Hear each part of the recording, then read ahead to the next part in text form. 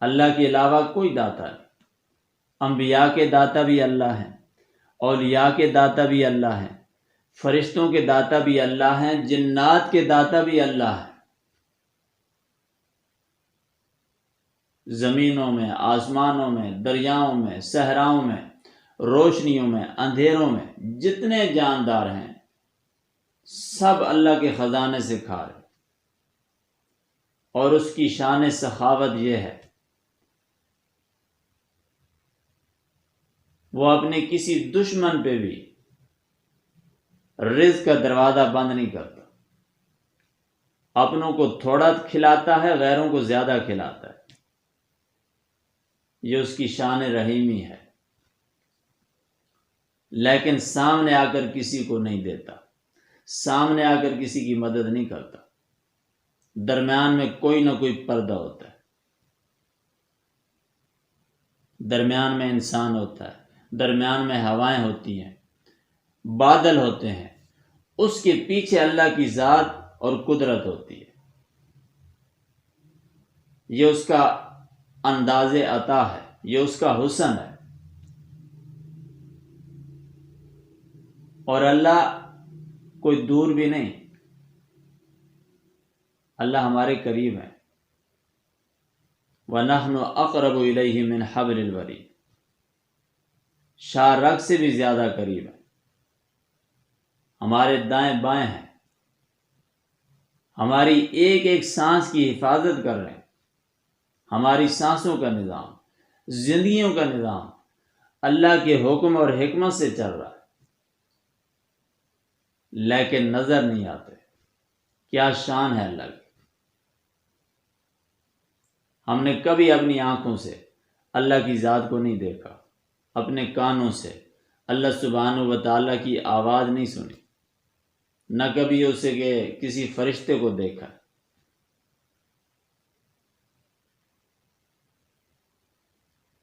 نہ کبھی کسی جن کو دیکھا، نہ کبھی شیطان کو دیکھا۔ یہ اس کی قدرت ہے۔ فرشتے ہمارے کندھوں پہ بیٹھے، کان کے ساتھ بیٹھے ہیں، لیکن کبھی ہم نے اپنے کان سے کسی فرشتے کی آواز نہیں سنی، اپنی آنکھوں سے کسی جن کو نہیں دیکھا، کسی شیطان کو نہیں دیکھا۔ ان دیکھے، ان سنے، اللہ کی ذات کو بھی مانتے ہیں، اللہ کی نشانیوں کو بھی مانتے ہیں، قدرتوں کو بھی مانتے ہیں۔ اسی کو کہتے ہیں ایمان۔ اللہ ہمیں مضبوط ایمان والا بنائے۔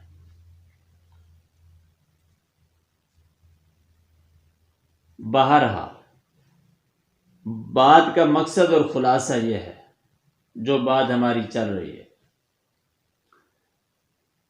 جسے بھی اللہ نے عطا کیا کسی نہ کسی وسیلے سے، آپ صلی اللہ علیہ وسلم کو براہ راست عطا کیا، شب معراج اپنے پاس بلایا، سامنے بٹھایا، سامنے بٹھا کر اپنا دیدار بھی کرایا، انعامات بھی عطا کیے، اور معراج کی برکت سے آپ صلی اللہ علیہ وسلم کو مقام کے اس درجے پہ پہنچایا اللہ نے جس سے اوپر درجہ کوئی۔ تمام رفعتوں کو رب العالمین نے اس رات اپنے حبیب پہ تمام کر دیا۔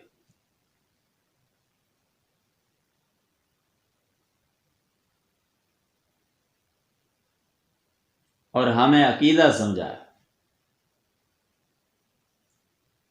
مقام نبوت کا اصول سمجھایا،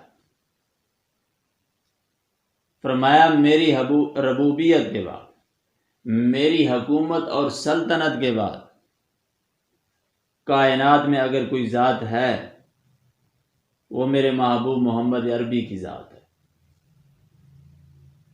جسے میں نے آج اپنے پاس بلایا ہے۔ اس جیسا میں نے کوئی بھی نہیں بنایا۔ بار بار رب العالمین نے اس چیز کو ثابت کیا، میرے حبیب جیسا کوئی نہیں، میرے حبیب جیسا کوئی نہیں، میرے حبیب جیسا کوئی نہیں۔ اب چاہے نور کا ہو، چاہے بشر کا ہو، چاہے دیوبند کا نعرہ لگاؤ، چاہے سنیوں کا نعرہ لگاؤ، چاہے کسی اور مسلک کا نعرہ لگاؤ۔ عالم ارواح کے اجتماع، بیت المقدس کی امامت اور معراج کے واقعہ کے مطابق آپ صلی اللہ علیہ وسلم جیسا انسانی تاریخ میں انبیاء کی جماعت میں نہ آیا ہے نہ آ سکتا ہے۔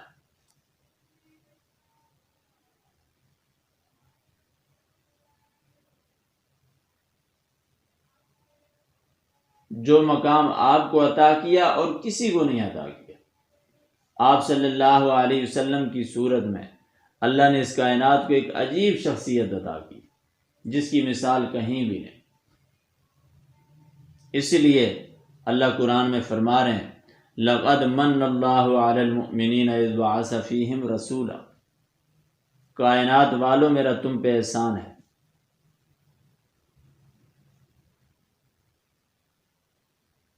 اور کسی نبی کی ولادت پہ احسان نہیں جتلایا، اولو العزم پیغمبر بھیجے، لیکن یہ نہیں فرمایا میرا احسان ہے۔ جب آپ کا نمبر آیا واضح الفاظ میں فرمایا کائنات والو تم پہ احسان ہے۔ کیوں؟